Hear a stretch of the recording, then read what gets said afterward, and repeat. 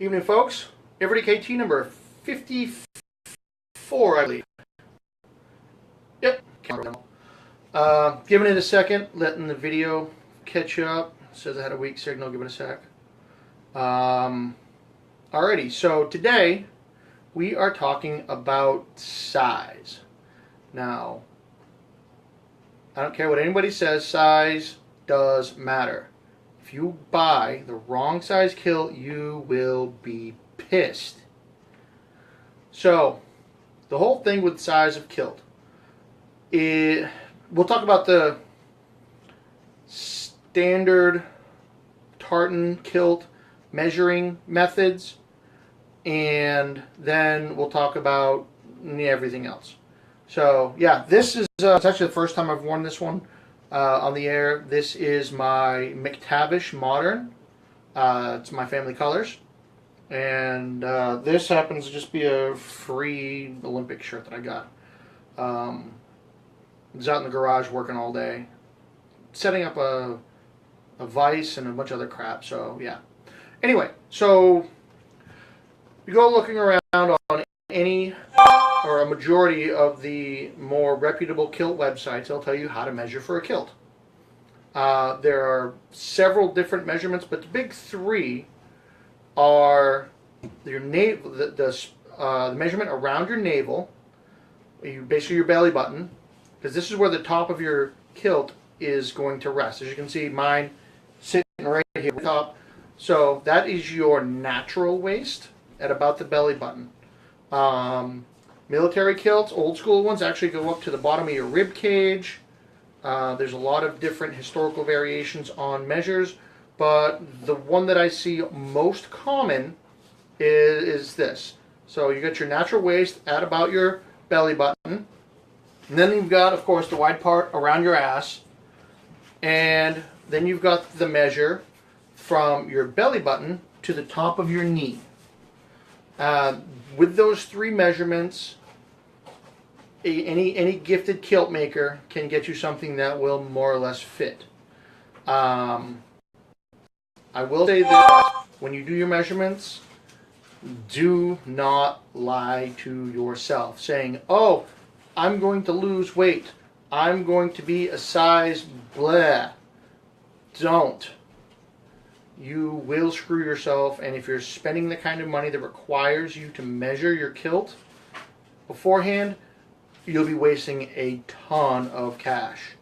I might not look like it, but my traditional or tartan kilt, I have, I believe it was like a 46 or a 48 waist measurement for the nice one that I had.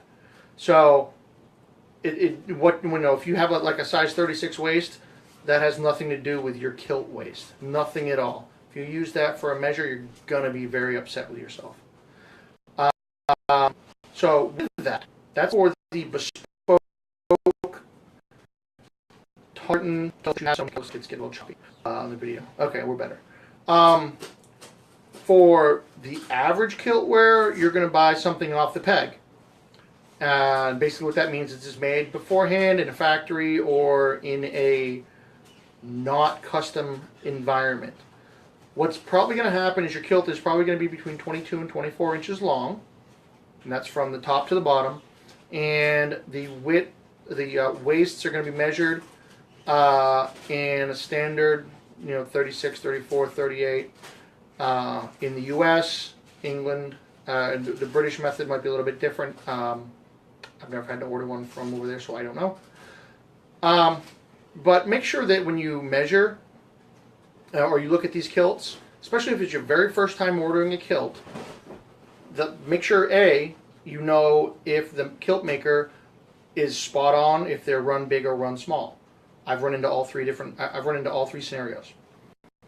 So if it's your very first time, I would suggest that you're able get kilt in person. It's a Renaissance festival, a Scottish festival, or shop if you live close, something along those lines, so that you know that when you order the kilt, it's going to fit.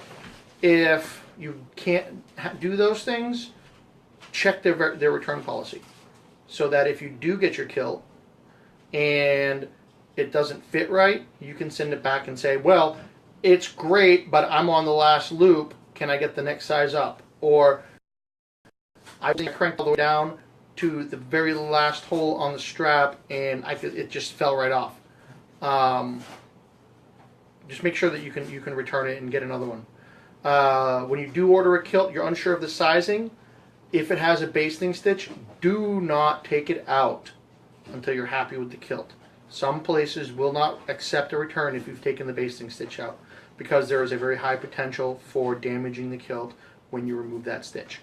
Whenever I buy, when I get a new kilt, the next kilt that I buy that actually has one, I will show you how to take the basting stitch out right here, so we'll be able to take care of that. Oh yeah, for the larger guys, make sure that when you're ordering your kilts, be honest with yourself about what you're dealing with here and what the kilt is gonna fit. So don't try to fudge the numbers in efforts of, I don't know, appealing to the really hot voice on the phone when you're called to order your kilt. It's not going to do you any favors. So that's all tartan kilts. I would suggest, if you're going to buy a utility style kilt or a modern style kilt, you definitely want to try it on if you've not dealt with that vendor before. Usually with vendors, they kind of follow a pattern. There's one kilt maker that I work with, their kilts run a little bit small. There's another one I work with, theirs run a little bit large. So if it is a kilt that has straps on it, if you try it on and you're on the last strap, get the next size. Or you're on the last hole in the strap, get the next size up. You can always cinch it up a little bit with your belt. You can't make the straps, you can't make it any bigger.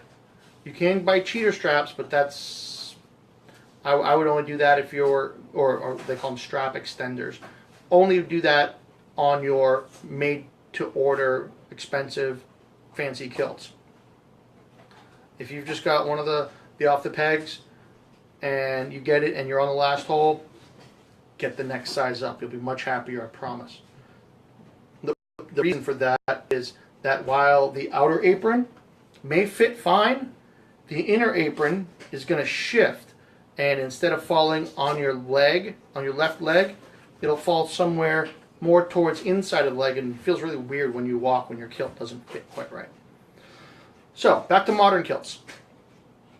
If you've never dealt with the vendor, always make sure that you try the thing on, because like I said, some run big, some run small. I think if I took the breadth of my collection, I've got anywhere between a 34 and like 38. I think I might have one that's a 40 that actually fits. It just depends on the kilt maker. You do have a little bit of give if you have the kilts with Velcro in them. I know Sport Kilt has Velcro, UT Kilts has Velcro, Utility Kilts has the switchbacks, so you do have some give there. A vast majority of the modern style kilts are snaps, so there is exactly this much give. You got one shot. It either fits or it doesn't. So be really careful, especially if you've not worked with a vendor before. Make sure that return policy works for you. Okay, so now we've talked about all the different ways that you can size your kilt. Here's the big thing. As long as it fits around your midsection, how long the kilt is totally up to you. If it's off the peg and, if you're a little bit shorter, it's gonna be past your knees. If you're taller, like me, it's gonna hit the top of your knee. In some cases, if you're really tall, it won't even hit your knee at all. So it's all about your personal comfort and preference. Unless you're in a pipe band or somewhere else where they have strict rules on the length of the kilt to be worn in any specific function, however long it is, that's comfortable for you, it's comfortable for you. I got one friend who wears his kilts, it's about mid-thigh. That's way too short for my liking, but he's all over it. So, and he's got some traditional, or some tartan kilts that he actually had cut down because that's how he likes to wear them. And his wife likes them, so be it. Yeah, nothing wrong with that. Me personally, I like them at the top of the knee, because when you're walking and hiking, especially in the rain, doesn't hit the back of your calves unless you take really exaggerated steps. So it won't tear up the back of your legs. Walking in a kilt that is wet and is long, mid knee or below, any long distance walking with a wet kilt sucks horribly. So that's my take on how to size and get a kilt that actually fits you. Again, if you can get it in person, that's the best way to do it. And make sure that you're totally honest with yourself about how big the kilt is and how it fits you. I'd much rather see you buy it the next size up and be comfortable than buy it too small. And even the skinniest guy, you get a kilt the wrong size, you're going to get a muffin top. So just be honest with yourself. You'll feel better about it. It'll be more comfortable, and you're not going to have to worry about things going where they're not supposed to go while you're in your kilt. So yeah. So let's see. Somebody throw out a kiltology, and we will see what the magic books have to say today. And yeah, 5 inches.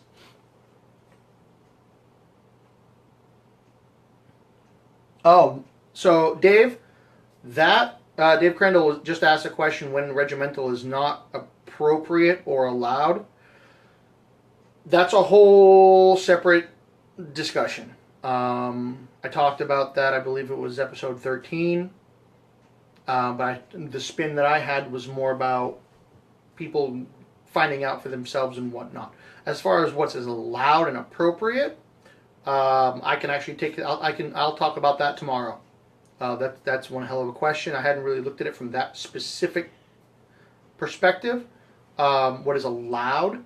So we'll talk about that tomorrow. And it looks like episode one, or not episode. Yeah, I'm thinking Star Wars. Volume 1 wins today, so we're gonna go old school. Slanja.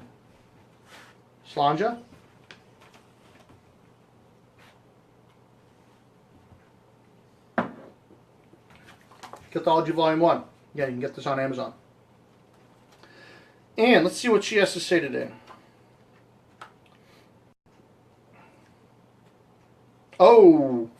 Oh, good God. Yes, this one has to get read.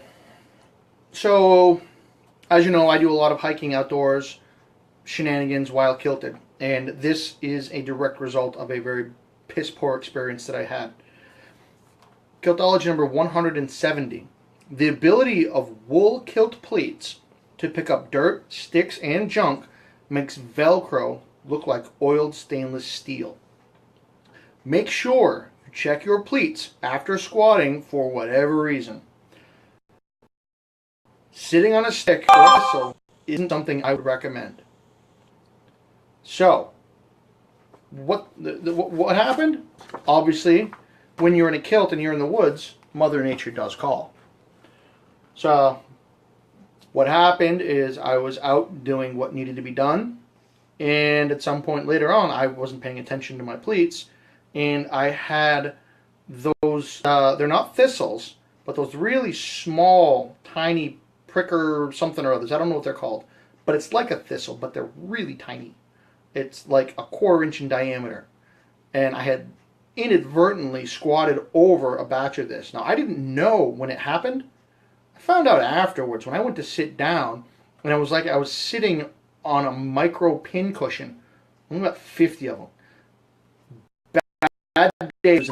So, when you are burrs, yeah, some kind of burr. When you are out in the woods and you're obviously going through some rough vegetation, when you go to sit down, make sure you sweep your pleats like you're going to sit like normally, but actually pay attention to what you're feeling and not just trying to get the pleats under your butt so you don't sit on a wet log or whatever. Because if you sit on some of these things, I know that briars can come loose and get stuck in your pleats. I've had that happen. These little burrs, Chris Gulick calls them goat heads. Whatever those things are, those little bastards suck. And sitting down into a whole patch on the inside of your kilt or outside sticking in, I wouldn't recommend that for anybody. And I wouldn't wish it on even my worst enemies, because trying to explain why you just jumped up when you're in a group of people is very difficult when you're a kilt to start with, something like that, infinitely worse. So always keep an eye on what you are sitting on. Yes, David, that is exactly what happened. Make sure you know what you're sitting on, because a lot of things can get stuck onto your kilt. So with that, I will let you go tonight. This was Everyday KT number 54. And at the request of David, we are going to talk about when you should wear what under your kilt. I'm not going to get into who can and can't ask, all that other crap, not on the agenda. Just when should you wear what? If anyone has any specific events or activities that you are curious about, please ask in the comments. And if you haven't yet, like and follow my page, KT the Kilt Man, so you don't miss any of these awesome videos. And I will see you tomorrow. Be strong. Put a kilt on.